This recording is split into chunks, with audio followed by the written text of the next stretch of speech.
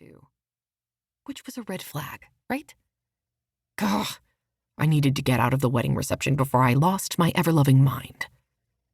I'd deposit the spaghetti with the asshole, then hide in the corner with the booze until the reception ended.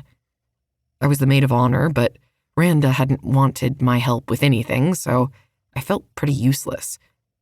But like I said, I was fine. Totally fine.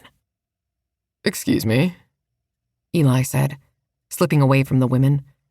It didn't pass my notice that he didn't touch any of them.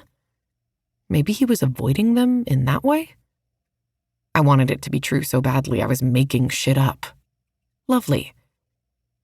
"Spaghetti," Eli said, his voice playful. "I haven't seen you in hours." The spaghetti he was referring to? Yeah, it wasn't the bowl in my arms. It was me. The bastard literally nicknamed me Spaghetti. After we'd argued time and time again about how much he didn't like spaghetti and didn't think it was worth eating. So the nickname itself was an insult. It's only been 15 minutes. Here. I shoved the bowl at him and he grabbed it when I let go. This is a peace offering. We are not enemies anymore. Enjoy. With that, I started to walk away. "Wait," he protested, catching my wrist to stop me. "You actually made spaghetti?" He sounded surprised by that. Cooking is my life, remember? I bit my cheek to stop myself from hitting him with an icy glare, instead, keeping my gaze forward. "I remember. Sit with me while I try it."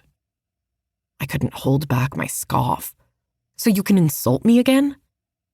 "So I can accept your peace offering and keep up with the lie I told the single humans." My forehead creased as I finally turned toward him. What lie? "That you're my mate?" His expression was slightly sheepish. I'd never seen Eli sheepish before. Why the hell would you tell them that? "They were objectifying me." He didn't release my wrist. Instead, he intertwined his fingers with mine and tugged me toward him. The touch and motion caught me so off guard, I let him pull me. You're the kind of guy who likes being objectified, E. He flashed me a grin. "Only by you." I rolled my eyes. "I'm serious," he said. "You don't play games. They do." You like playing games. His grin remained firmly in place. "Only if the games involve pasta."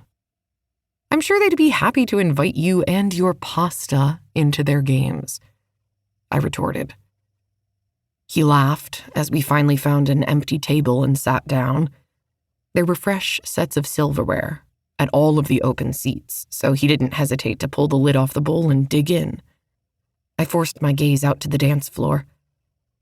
Randa and Jasper were probably buried somewhere in the crowd, staring lovingly into each other's eyes. As much as I loved seeing my sister happy, I hated that she wasn't just mine anymore. I wished we could go back to the old days, where it was the two of us and Elodie in our little apartment. They were suffering through school while I survived a job I hated, but it had been fun. And now I lived alone. Granted, I did like my newish job, but I didn't like being on my own all the time. That was lonely. Randa and I chatted over a video call almost every day, but it wasn't the same as running errands together. Seeing her for a few minutes here and there wasn't as fun as having her in the apartment with me, where I could rant to her whenever and laugh with her about whatever weird things she'd noticed that day. I just missed her, I guess. I missed Elodie too, but she'd been mated even longer than Randa, so I was more used to her absence. Elodie and her mate August spun into my view on the dance floor. She was laughing and he was grinning. My chest ached just a little. I didn't want romance. I didn't want love, either.